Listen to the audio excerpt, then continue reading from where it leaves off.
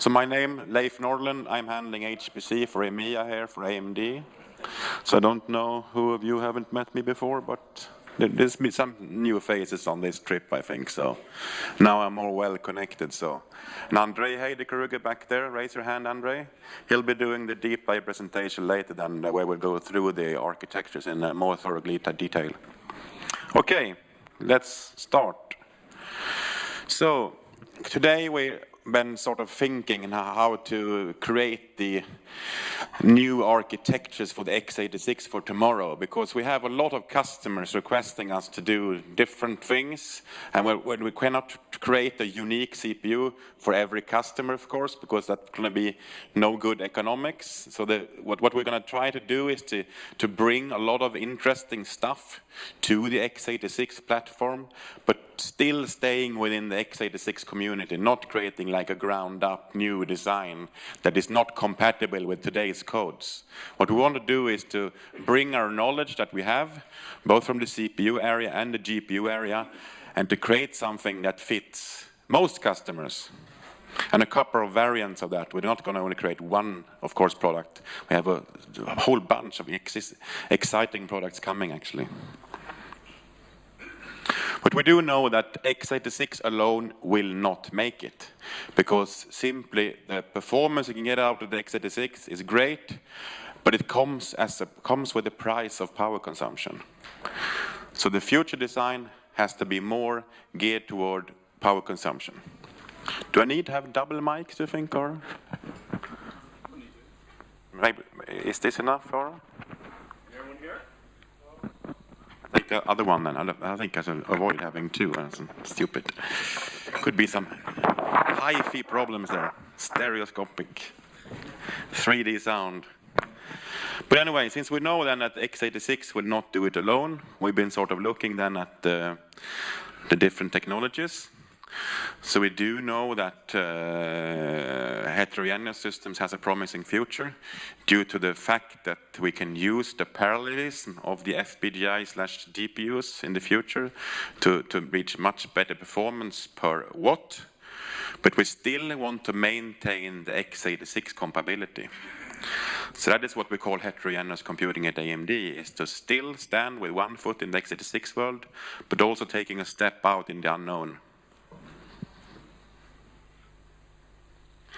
So in our little company then, we have one GPU division and one CPU division. So currently we're sitting at the table then trying to figure out the roadmap for these existing products, these exciting products. We already have the first products out. We've been selling since the last part of previous year what we call the APU. So the APU, the accelerating processing unit, that is something that you can buy today in notebooks, and it's a combination then of the x86 cores and the GPU cores on the same chip. Andre will show that later because he has one with this actually in his little pocket. So that's something that is quite exciting, but it's just the first generation of it. So it's not so exciting from a performance standpoint. It's exciting because of the cost of the platform, extremely attractive cost, both to purchase such an APU because of the volumes are gigantic, but also the cost of running it, the power consumption is really low. But now we're going to sort of look at what kind of products can we do for HPC in this field. So we have a little bit of a saying then that fusion is the future is fusion at AMD. So what is fusion then really? I will try to explain that on the coming slides to get a sort of picture where AMD is putting their resources for the exascale age. We do have a current portfolio as well that we sell that is based on CPUs with x86 cores. It's based on our GPUs that we both have for the desktop and for the server. So that is something that we are selling today. So today we will sort of look at how we will take these existing products and make a smooth transition then into the unknown world of heterogeneous computing.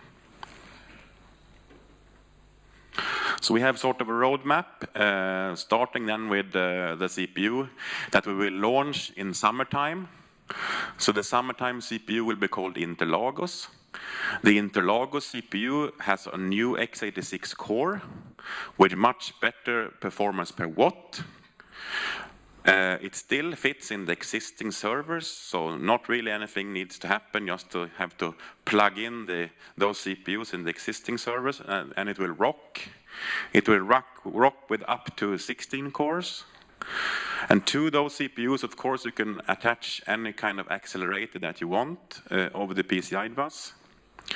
The next generation after that comes next year, and that means that we take away one layer, so we can connect the accelerator directly to the CPU on a faster bus, PCI generation 3.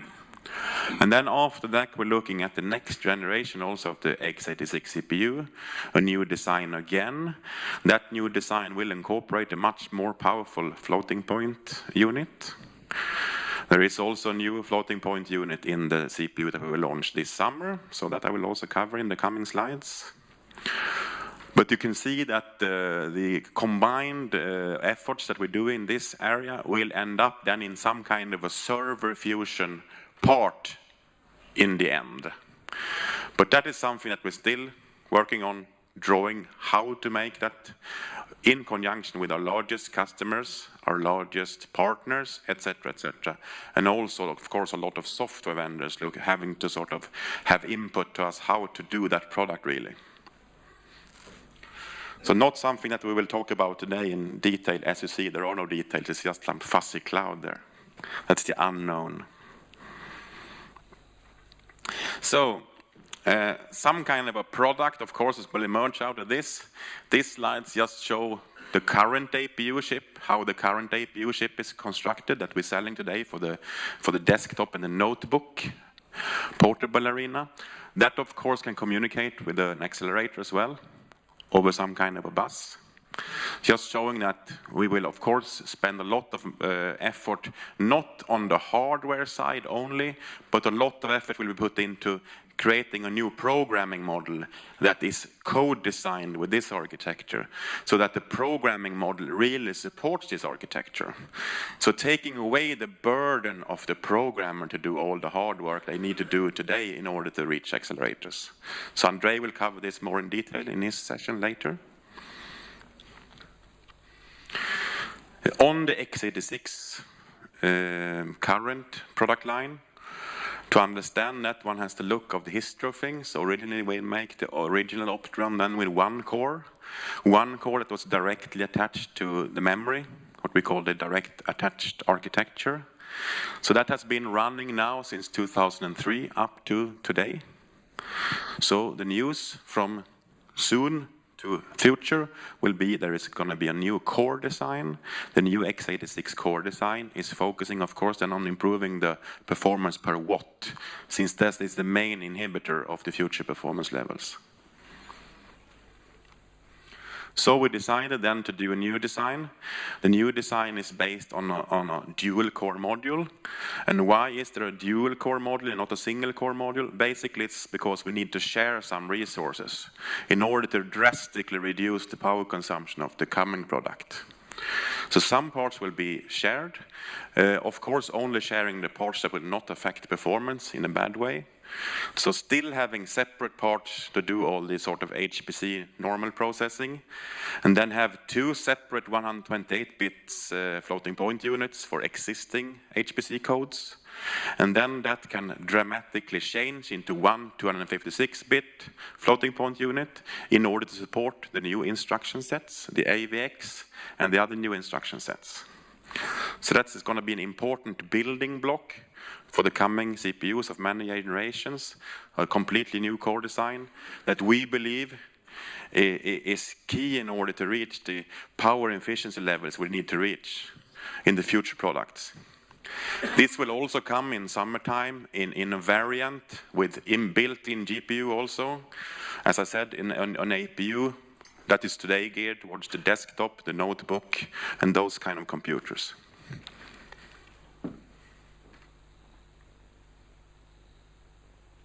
So the module then has a lot of interesting stuff for you HPC users. That is something that Andrei will cover more thoroughly in his little bit later session. I just want to mention that a lot of focus has been on incorporating as many exciting new instruction sets as possible.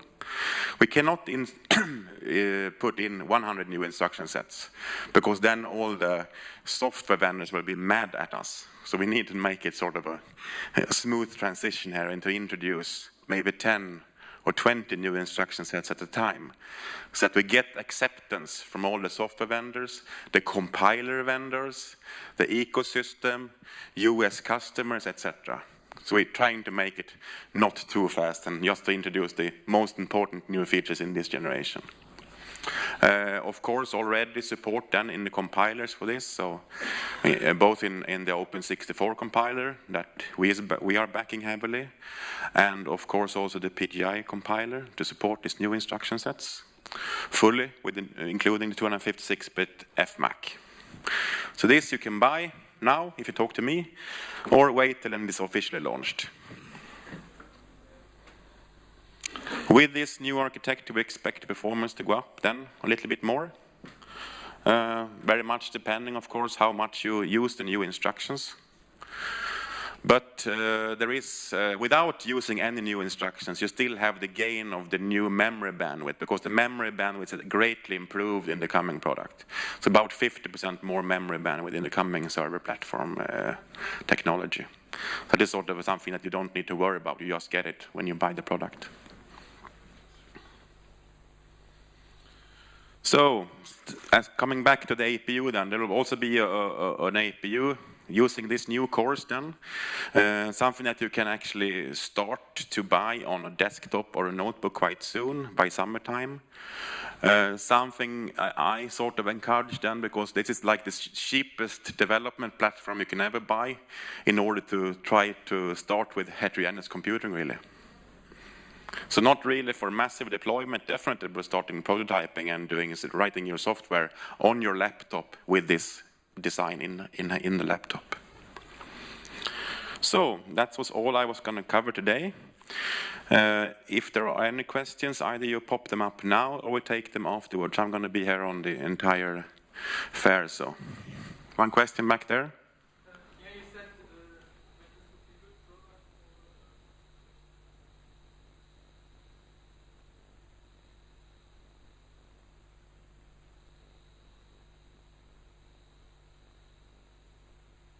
Not exactly, I would say.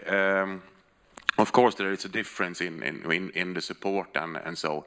But the main thing is, I think, that you can start to try to use the new instructions in the X86, and you can start using what we call lightweight offloading. So some codes, you know that they will get a large performance improvement by using a vector-based accelerator. So you can start of playing around. But of course, the big GPU parts, they have dedicated memory, much faster memory, DDR5, and you don't see that on this platform. On this platform, you see the normal one. But as you see, you can connect a big GPU to this platform as well, but maybe not in a portable. Maybe you require a little bit bigger computer, like a desktop. But then you're fully supported under your desktop. Okay, thanks for me then, and see you all tonight at the dinner. Bye.